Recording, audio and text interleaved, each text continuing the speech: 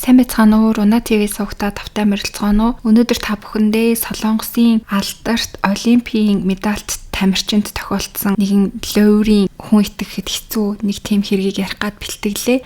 Солонгос улсад сүүлийн үед олонний танил болон оддуудын дунд нэлээд алдартай болоод байгаа биеийн жинг бууруулахад дэмжлэг үзүүлдэг MaxGuard Pro гэдэг бүтээгдэхүүнийг танилцуулж байна. Энэхүү бүтээгдэхүүн нь хоол идсний дараа цусан дахь сахарын хэмжээг тэнцвэржүүлэх, мөн дасгал хөдөлгөөн хийх эсвэл хоолны дэглэн бариад эрч хүчээ алдаж ядарсан хүмүүст эрч хүч нөхөх, мөн хөлсөн хоолоо идснийхээ дараа тус бүтээгдэхүүнийг хэрэглэснээр өөх тос нүүрс усыг задлан биеинд хоримтлуулахгүйгээр жин хасахад тусалдаг бүтээгдэхүүн юм байна. Та бүхэн бүтээгдэхүүний талаар орц найрлага, дэлгэрэнгүй мэдээллийг нь бүтээгдэхүүний Facebook болон Instagram хуудаснаас нь авч болох юм. Олимпийн медальт мөн спорт академи ажиллуулж байсан 42 настай эмэгтэй A нэг өдөр IT бизнес эрхэлдэг 28 настай залуу B-гээс дуудлага авдаг. Түүний хоолой маш ээлдэг байсан. Тэрээр 2 сарын дараа нэг тэмцээнд товлогдсон байгаа. Сургалтын төлбөрийг хэд ч байсан төлөө хурдан хугацаанд сайн сурах хэрэгтэй байгаа юмаа гэсэн агуулгатай зүйл яриад маргааш нь академи дээр нь биеэр ирж уулзахаар болдог. Ингээд маргааш нь биеэр ирэн тэр хоёр уулзцаадаг. Тамирчин бүсгүй буюу академийн захирал бүсгүйд ирж уулзсан бизнесмен залуугийн дүр төрх маш их сэтгэгдэл төрүүлдэг. Залуухан царайтай тэр эрэхтэй хит хитэн бие хамгаалагч дагуулan ирсэн нь маш сүртэй байсан. Тэгээд спортын төлбөр болон тоног төхөөрөмж авах зардалд зориулж 20 сая воныг авчирсан байсан. Түүний суралцах гэж байгаа спорт бол туйлзуурт сэлмийн спорт байсан. Академийн захирал түүнийг их л ухаалаг баян айлын хүү юм байна да гэж бодоод өнгөрдөг. Ингээд хичээлийн 2 дахь өдөр болж залуу бизнес эрхлэгч тамирчин бүсгүйд гинтийн санал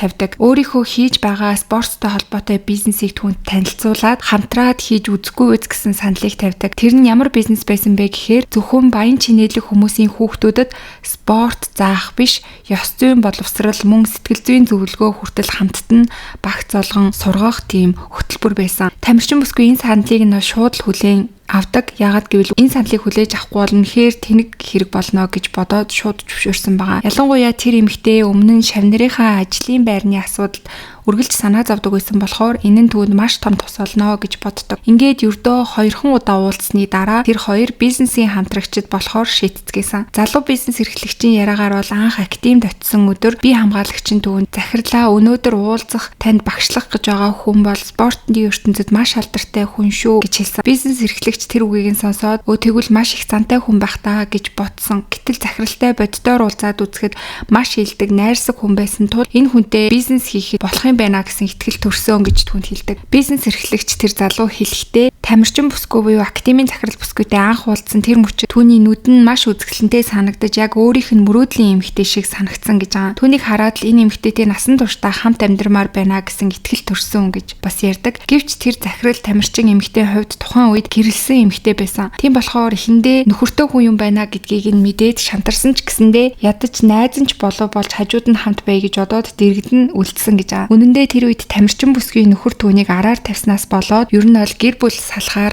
бэлтгэж исэн тийм үе нэсэн. Тэгээд хинт ч ярьж байгаагүй нөхөртөөгөө холбоотой өөрийнхөө сэтгэлийн шарахыг тамирчин бүсгүй тэр бизнесмен залууд аажмаар ярьж эхэлсэн. Үүнийг сонссон бизнес эрхлэгч залуугийн хувьд бол боломж гарч ирж гинэ гэж бодсон байгаа. Тэр залуу бизнес эрхлэгч сэтгэлээр унаж ядарсан захирлын хажууд чимээгүй хүн төвшиг болж байсан. Түүний гэрлэлтэд цуцлуулах үйл ажиллагаа цэгцэрч эхлэх үед нь түүнд хайр айлчилдаг. Анх харсан мөчөөсөө л хайрлсан одоо албан ёсоор үерхмээр байна гэж гуйсан. Үүнийг нь сонссон тамирчин бүсгүй хувьд бол бизнес эрхлэгч залуу өөрөөс нь 15 насаар дүү мөн гэр бүлэн ч гэсэндээ дэндүү баян айл учраас шийдвэр гаргахад хэцүү байна гэж хэлдэг. Үүгээр зогсохгүй тэр бизнесмен залуугийн карьер маш их гялалзсан харагдаж байсан. Тэр Америкт морин спортын чиглэлээр суралцсан гэж өөрийгөө танилцуулж исэн. Олон удаа морины уралдаанд орж төрүүлж байсан боловч гэмтлийн улмаас спортоо орхиод дараа нь бизнесийн салбар руу орсон хүн гэж өөрийгөө хэлж исэн. Дэлхийн том IT компани болох NVIDIA-гийн том хувьцаа эзэмшигч хамгийн залуу гүйцэтгэх захирал болсон гэж өөрийгөө бас хэлсэн байсан. Мөн өөр олон төрлийн бизнес эрхэлдэгэ гэж өөрийгөө танилцуулсан байсан. Тэр хэдэн зуун сая воны үнэтэй машин, тансаг брендийн бэлэг зэргийг энгийн зүйл шиг бүсгүйд үерхэх санал тавихтаа өгж исэн. Ийхүү өөрийнхөө сэтгэлийг мөнгөөр илэрхийлж исэн гэсэн үг байгаа. Энэ үед болохоор тамирчин бүсгүй бол яг шийдвэрээ гаргаж чадахгүй байсан. Тэгж байх үед нь түүний шийдвэрлэх хэмжээнд хөдөлгсөн зүйл бол өрөвдөх сэтгэл байсан. Учир нь бизнес эрхлэгч залуу өөрийгөө хорт хавд алдартай. Одоо бүр нэлийн хүндэрч гисэн цусаар бөөлждөг, өвчнөдөө их шаналдаг мэтэр бүр өөрийгөө өрөвдүүлж эхэлдэг. Тэгээ түүнд бас үе бие нь өвдсөн байгаа байдалтайгаар харагдаж эхэлдэг. Ингээд бүсгүй түүнийг өрөвдөж яг л кинон дээр гардаг шиг түүнтэй уулзаж эхлэхээр шийддэг. Баян айлын 3 дахь үеийн хүн гэхэд үнэхээр энгийн, маш дүлгөөн, их халамжтай харагдаж байсан. Удалгүй залуу бүсгүйд гэрлэх санал тавин маш үнэтэй брендинг машин түүнд гэрлэх саналтайгаа хамт бэлгэлсэн. Энэ нь болохоор 300 сая гаруй воны үнэтэй байсан гэсэн үг. Тэгэхээр Монгол мөнгөөр бараг 700-800 сая төгрөгийн үнэтэй машин бэлгэлсэн гэсэн үг. Ингээд бүсгүйч гэсэндээ үүнд нь уяраад түүний гэрлэх саналыг бол хүлээж авсан. Энэ хоёр 2023 оны 10 сард нэг эмэгтэйчүүдийн сэтгүүлээр дамжуулан өөрсдийн хайр сэтгэл олоод гэрлэх гэж буугаад тухайга нийтэд мэдгдсэн ярилцлага өгдөг. Сэтгүүлч тэднээс асуусан та хоёрын нас өссөн орчин амьдралын ялгаанаас болж хүндрэл гарч байсан уу гэсэн асуултанд бизнес эрхлэгч залуу хэлэхдээ өөр орчинд амьдарч өссөн бит хоёр нэг өдөр гинэт учирсан болохоор өдөр тутмын амьдрал дээр ялгаа их мэдрэгддэг байсан. Хүнд зүйл байлгүй яах вэ? Би хамгаалагчтай хамт өдөр тутмын амьдрал өнгөрөөх нь миний хувьд маш энгийн зүйл байсан. Гэтэл түүнд энэ нь таалагдаагүй. Тэр асуудлаас болоод нэг удаа бит хоёр маш хүчтэй маргалцсны дараа би хамгаалагчдынхаа тоог цөөлж хувцсалтандаач албаны костюмоос илүү энгийн хувцас өмсөж өөрийгөө өөрчилж эхэлсэн. Тэр үеэс хойш би улам илүү мэдэрсэн хайр гэдэг үнэхээр агуу юм байна гэдгийг гэж хариулж исэн байгаа тэр сэтгүүл дээр. За тэгээ энэ хоёр хосын хувьд болохоор яг хэн байсан бэ гэхээр эмэгтэй нь болохоор бүгд найрамдах Солонгос улсын Туйлзуур Сэлмийн Баатар буюу олимпийн медаль Намёны гэдэг тамирчин эмэгтэй байгаа. Харин түүнээс 15 насаар дүү тухайн үед сүйт залуу нэсэн хүнийг болохоор Жон Чонжу гэдэг нэртэй хүн байгаа. Тэдний ярилцлага гарсны дараа бол хүмүүс эрэгтэйгийн зургийг хараад эн чинь эрэгтэй хүн юм уу, эмэгтэй хүн юм уу гэж эргэлзэж эхэлцгээсэн. Ярилцлага хийсэн сэтгүүлч хүртэл дуу хоолой төрхөн хитрхи хүүхэд чиг байсан. Гэхдээ тийм байлаа гэж та эрэгтэй хүн үү, эмэгтэй хүн үү гэж асууж болохгүй шүү дээ гэж өөр нэг газар ярилцлага өгсөн байсан. Тухайн үед сэтгүүлч олон алдартай хүмүүс рүү холбоо бариад сонирхолтой ярилцах зүйл байгаа талаас нь саяхан болсон зүйлсүүдээ ярьж өгөөч гэж гих мэтээр санал тавьж исэн. Тэр үед бол Намёны руу залгахад утсыг нь Чонжонжу авсан байгаа. Тэгээд ярилцлагыг нь зохицуулж эцэст нь ярилцлаганд орохоор болцоосон байсан. Тэгэхээр энэ бүхнийг бол Намёны тамирчин өөрөө ярилцлага өгөхөөр зохион байгуулаагүй. Үүний уулзж исэн бизнесмен буюу Чонжонжу энийг зохион байгуулсан байсан. Тэгээд тэр үед болохоор тэр хоёр яг нэг гэрлэлтэд бэлдэж байсан үеийнээсэн. За гэтэл энэ хоёрын өгсөн ярилцлага гарсны дараагаас эхлэн бөөн асуудал үүсэж эхэлсэн. Чонжонжугийн өнгөрснийг мэддэг хүмүүсийн мэдээлэл араасаа бүр цутгаж эхэлсэн. Эдгээрээс хамгийн их төөрөгдүүлсэн зүйл нь хүйсийн маргаан байсан. Түүнийг эмэгтэй хүн, эрэгтэй хүн биш, эмэгтэй хүн, эмэгтэй ахлах сургуульд сурдаг байсан, бүр хамт сурж исэн гэсэн тийм мэдээнүүд бол хүмүүсээс маш их ирдэг. Үүгээр зогсохгүй бүр түүний ахлах сургуульд байхдаа телевизэд ярилцлага өгж исэн бичлэг нь хүртэл гарч ирдэг. Тэр бичлэг дээр болохоор Чонжонжу яалтчгүй эмэгтэй хүн байсан. Эмэгтэй ахлах сургууль сурдаг сурагчийн байдалтайгаар ярилцлага өгж байгаа нь гарч ирдэг. Мөн Нью-Йоркод өөрийгөө төрсөн гэж хэлжсэн бол Нью-Йоркод төрсөн хүн биш. Чуннам гэдэг газар төрөөд Инчоны Канва гэдэг аралд амьдарсан тийм хүн гэдэг нь бол тодорхой болдог. Мөн морин спортын тамирчин байсан гэж өөрийгөө ярьж исэн. Гэвч энэ нь бас худлаа. Морины фермд бол суралцсангаа ажилдаг байсан нь бас ил болдог. Морь арчлах, морины асуудал гарвал шийдэх тийм үүрэгтэй ажил хийдэг байсан. Тэгэд энэ нь болохоор мэдээж морь арчилж байгаа учраас өөрөө бас ингээ морь унаас сурчсан байсан байгаа. Канга арал дээр байдаг нэг мал аж ахуйн ахлах сургуульд бас сурж исэн. Гэхдээ түүний хувьд бол мэдээж тамирчин байгаагүй, морийг бол нэлээд сайн ундаг байсан байгаа. Үүгээр зогсохгүй хамгийн ойлгоход бэрх мэдээллүүд бол Чонжонжугийн өмнөх гэрлэлтүүдийн тухай мэдээллүүд бас гарч ирдэг. Тэр Намёнытэй уулзахаас 5 жилийн өмнө Чежу арал дээр нэг удаа хурмаа хийж исэн байсан. Тэр үед мөн адил өөрийгөө Солонгосын маш том групп болох Paradise гэдэг группийн ахирлын нууц хүү, баяны 3 дахь үе гэж өөрийгөө эрэгтэй хүн гэж бас танилцуулаад эмэгтэй хүнтэй хурмаа хийжсэн байсан. Гэхдээ тэр эмэгтэйтэйгээ бол тийм удаан амьдраагүй салсан. Хамгийн өндөр зэрэглэлийн таун хауст тэр эмэгтэйтэйгээ бас 1 жилийн турш амьдэрсэн. Тэгээ 1 жилийн дараа бол салцгаасан байсан. Тэгээ үүнийхээ дараа дахиад нэг өөр хүнтэй үерхэж гэрлэхээр болсон байсан. Харин энэ удаа болохоор түүний үерхсэн хүн нь эрэгтэй хүн байсан. Тэгэхээр энэ үед бол өөрийгөө эмэгтэй гэж тэр хүнд танилцуулаад эрэгтэй хүнтэй үерхжсэн гэсэн үг байгаа. Тэгэхээр 2 удаа хүүсээ өмнө нь ингээд сольж хүмүүст танилцчихсан. Нэг эрэгтэй болоод нэг эмэгтэй болоод байсан гэсэн үг байгаа. Тэг мэдээлэл өгсөн хүмүүсийн хэлснээр бүр тэр эрэгтэй хүнтэй уулзж байгаа хөвдөө Чонжонжу жирэмсэн байсан гэж хүртэл ярьж исэн. Тэгээ тэр эрэгтэй болохоор Чонжонжутай хамт амьдрах шинэхэн гэрээ хайж исэн гэсэн найзуудынханаас мэдээлэл ирж исэн. 2020 онд Чонжонжуутай гэрлэхээр бэлдэж исэн тэр эрэгтэйгийн найз нь түүнийг сэжгэлж эхэлсэн байгаа. Яагаад гэх юм бол яг өөрийнхөө найз нь Чонжонжуутай уулзснаас хойш ингээ маш их хэмжээний өрөнд ороод хүмүүсээс мөнгө зээлээд эхэлсэн. Тэгээд өөрөө бүр Чонжонжоо руу залгаад яагаад ингээ та хоёр ийм их мөнгө хүмүүсээс зээлээд байгаа юм бэ гэж асуусан чинь би жирэмсэн болчихсон байгаа. Тэгээд бид хоёр одоо хамт амьдрах гэж байгаа болохоор санхүүгийн хувьд бол нэлээд хүнд мөнгө хэрэгтэй байна. Бид хоёр бас ингээ боловсролын академи нээх гэж байгаа, офис ус хэрэгтэй байгаа. Тэгэхээр зээл гаргах хэрэгтэй байгаа. Тийм учраас бид хоёрт мөнгө хэрэгтэй байгаамаа гэж найзад нь хэлж исэн. За тэгээд яг тухайн үед болохоор үнэхээр Чонжонжуу жирэмсэн байсан уу гэдэг дээр бол бас жирэмсэн байгаагүй байх магадлалтай, яг тэр уулзж исэн залуугаа хуурсан байх магадлалтай гэсэн мэдээллүүд бас гарч ирсэн. Чонжонжуу эрчүүдэд ойртож хамт амьдрий гэж уруу татчихад хамтдаа амьдрах байранд орох хэрэгтэй, урьдчилгаа төлбөрийг нь чи олж ирэх хэрэгтэй байна гэж хэлээд мөнгө аваад тэр залуугаасаа салаад алга болдог байсан гэдэг нь бас илэрхий болдог. 2018 оноос эхлээд ойролцоогоор 2 жилийн хугацаанд 10 хүнээс нийт 300 сая воныг залилсан гэдэг нь илэрхий болдог. Тэгээ түүний хувьд болохоор хүмүүстэй ихэвчлэн танилцах аппликейшнаар дамжуулан танилцаад үерхдэг, бас танилцах аппликейшнаар дамжуул морь зарах гэж байна гэд хүнээс 60 сая вонны мөнгө аваад залилсан гэдэг нь бас илэрхий болдог. Түүний хувьд болохоор яг бай болон зорилтоосоо шалтгаалаад хүйсээ чөлөөтөө сольж өөрчилж хүмүүст итгүүлдэг байсан байгаа. Бас өөрийн зохиосон дүрээсээ шалтгаалаад заримдаа Баян айлын 3 дахь үе, заримдаа морин спортын тамирчин, заримдаа бүр жирэмсэн эмэгтэй янз бүрээр өөрийгөө бол хүмүүс илэрхийлдэг байсан. Чонжонжуугийн яг жинхэнэ хүйс нь юу байсан бэ гэх юм бол шүүхийн шийдвэрийг харахад бол эмэгтэй гэж тодорхойлж бичсэн байсан. Тэ хохирогчд бүгдээрээ Чонжонжуугийн үгэнд бүрэн итгэжсэн.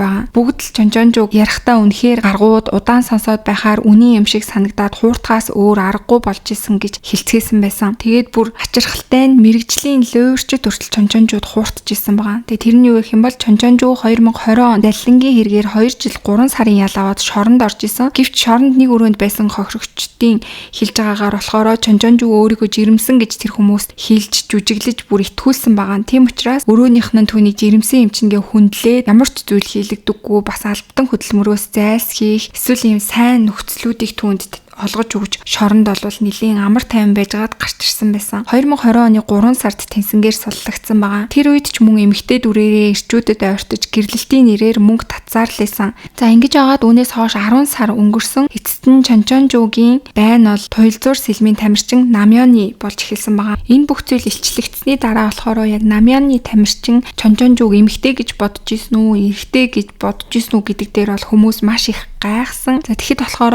Намёны анхандаа бол эмэгтэй гэдгийг нь мэдчихсэн гэж байгаа. Тэгж явах үед нь болохоор Чонжонжуу өөрийгөө би ингээ эмэгтэй хүүсэнд төрчихсөн эрэгтэй хүн байгаамаа. Ер нь бол өөрийгөө хизээж эмэгтэй хүн гэж мэдэрч байгаагүй. Би болохоор эрэгтэй хүн гэж өөрийгөө ярьж түлсэн байгаа. Тэгээ бас хүүс толгох хаалгаанд орчихсон, хөхөө ахуулчихсан гэж хэлээд иргэний үнэлгээ хүртэл эрэгтэй олгоо солиулчихсан гэж түүнд иргэний үнэлгээ үзүүлж исэн. Тэгээ энэ нь болохоор сүүлд илэрснээр хуурамч бичиг баримт хийдэг хүмүүст мөнгө төлөөд тэгээд ийм хуурамч иргэний үнэлгээ авчихсан. Тэрийгээрээ Намёныг хуурсан гэдэг нь бол ил болсон байгаа. 2022 оны 3 сард тэнцэнгээр гарснасаа хойш 10 сарын дараа Намёнытай бол уулзсан байсан. Тэгээ Чонжонжууг болохоор сүүлд шинжээч үнэхээр яг өөрийгөө эрэгтэй гэж мэдэрдэг байсан уу, эмэгтэй гэж мэдэрдэг байсан уу гэдэг тал дээр нь бол ингээд судлаад өөрөөс нь ч гэсэн асуусан. Тэгэхэд өөрөө хэлэхдээ бол би өөрийгөө хизээж эрэгтэй хүн гэж мэдэрч байгаагүй, угаасаа л эмэгтэй хүн гэж хэлсэн байгаа. Тэгэхээр Намёныг ч гэсэндээ ер нь бол хуурсан гэсэн үг байгаа. Тэгээ Чонжонжуу Намёны хоёр болохоор гэрлэхээр болоод хамт амьдарч эхэлсний дараа өөрийгөө хөгжүүлэх сэдвээр төлбөртөө лекцийг хийж эхэлсэн байгаа Чонжонжуугийн хувьд. Тэгээ энэ лекцэндээ болохоор дандаа өндөр зэрэглэлийн орон сууцны цогцлборт очиж Баян айлын зэгтэй нарт энэ сургалтаа ордог байсан гэсэн үг. Тэгээд сургалтын дээрээ болохоор өөрийгөө би Paradise гэдэг компани захирлын хүү байгаамаа. Би төрхтөө л баян төрсөн. Би төрснөөсөө эхлээд өөр хүмүүсээс огт өөрөөр амьдардаг байсан. Би багадаа нэг дээр нэмэх нэг тэнцүү хоёр гэж юусоо сураагүй. Харин хоол идэхдээ сэрээ хутга алигээр нэгдэх ёстой вэ? Компани асуудал яг яаж оролцох ёстой вэ? Ямар арга хэмжээ авах ёстой вэ гэдгээс эхэлж би суралцсан. Би NVIDIA компани том хувьцаа эзэмшигч гэж өөрийгөө хичигчгүй худлаа ярьдаг байсан байгаа. Тэгээд NVIDIA компани 4-5 жилийн өмнө маш их аюултай байдалд орсон. Тэгэхэд нь би энэ асуудлыг чинь би шийдээд өгөө. Оронд нь хувьцаанаасаа надад өгөөч гэж санал тавьсан. Тэгээд би тэр асуудлыг нь шийдэж өгөөд хувьцааг нь авсан юмаа өөрийгөө хүмүүст бол ярьж бишрүүлж ингэж өөрийгөө бахархуулж исэн байгаа. За тэгээд ийхүү лекц орсныхоо дараа хүмүүсээс туйлзуур сэлмийн улсын шгшээ багийн тамирчдаас хамгийн алдартай нь хинбэ гэдгийг та нар мэдхүү гэж асуухад хүмүүс бол угаасаа Намёны тамирчныг мэддэг байсан. Тэнгүүд Намёны тамирчин ч гэсэндээ надад гэж ингэж хөрөнгө оруулсан ингээд түүнийг бол өөрийнхөө маркетинг болгож ашиглаж эхэлсэн. Миний үндсэн зөвлөгөөний 1 цагийн үн байршлаасаа шалтгаалаад өөр байдаг. Манай улсад нэртэй ямар ч компани ажил миний гар дамжихгүй үлдсэн ажил гэж байхгүй. Би та нарт хувийнхаа дугаарыг өгье. Та нарт би ганцаарчилсан хувийн зөвлөгөө хүртэл өгье. Та нар харин надад хөрөнгө оруулах хэрэгтэй гэж бол тэр хүмүүс ярьж эхэлсэн байгаа. Өөрөөр хэлэх юм бол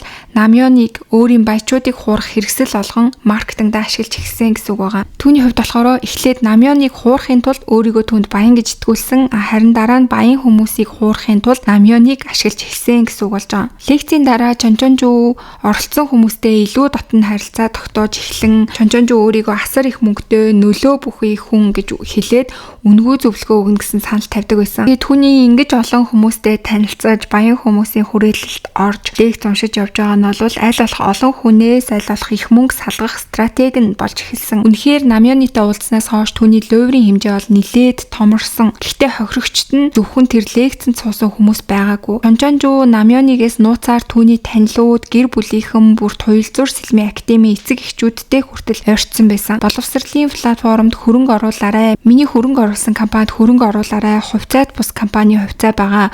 Үүнд хөрөнгө оруулаарай гэх мэтээр лувр хийгээд Намёнид хизээч хэлж болохгүй шүү гэж Намёнигээс бас нууж маш олон хүмүүсээс хөрөнгө авсан байсан. За ингээд ийм байдлаар бол Намёныдээ байх хугацаанд маш их хэмжээний мөнгийг залж луурдж байгаа. Хамгийн сонирхолтой нь Чончонжүү өөрийнхөө тэр зөвшөөрч орсон ярилцлаганаасаа болоод түүний бүх луурын бүх зүйлүүд нь бол ил болт хохирогчд нь бөөн бөөнөрөө гарч ирчихсэн ба. Одоогоор бол батлагдсан хохирогчдын тоо 30 орчим, хохирлын дүн нь 3.5 тэрбум вон орчим гэж гарсан байгаа. Энэ бол маш их хэмжээ. Ингэж нотлохоо бүх зүйл нь илт болж эхлэхэд Намёны ч эцэст нь Чончонжүүтэй харилцаагаа таслаж хамт амьдарч исэн гэрээсээ нүүсэн байгаа. Ярилцлага нийтлэгдснээс ердөө 2 хоногийн дараа бүх зүйл өөрчлөгдсөн гэсэн. За тэгээ сүүлд болохоор цагдаа нар Чончонжуугаас чи өөрөө яагаад ингэж ийм ярилцлаганд ороход зөвшөөрсөн юм бэ? Хүмүүс ингэж чиний талаар мэдээллүүд өгнө гэж бодоогүй мөгөө асуусан чинь би Намёныг ингээдлээ их алдартай хүн гэж мдээгүй. Зүгээр л нөх олон хүн уншихгүй байх гэж бодсон. Тийм болохоор би Намёнытэй зөв ярилцлаганд өөрийгөө баян гэдгийг Намёныг итгүүлэх гэж тэгсэн юм аа гэж ярьсан байсан. Тэгээ Чончонжуу болохоор цагдаагийн байцаалтын үеэр хүртэл би хэнийг ч гэсэн 3 удаа ганцаарчилж уулзах юм бол өөрийн талдаа оруулж чаднаа. Би бүгдийг эргүүлж чадна гэж өөртөө маш ихтгэлтэйгээр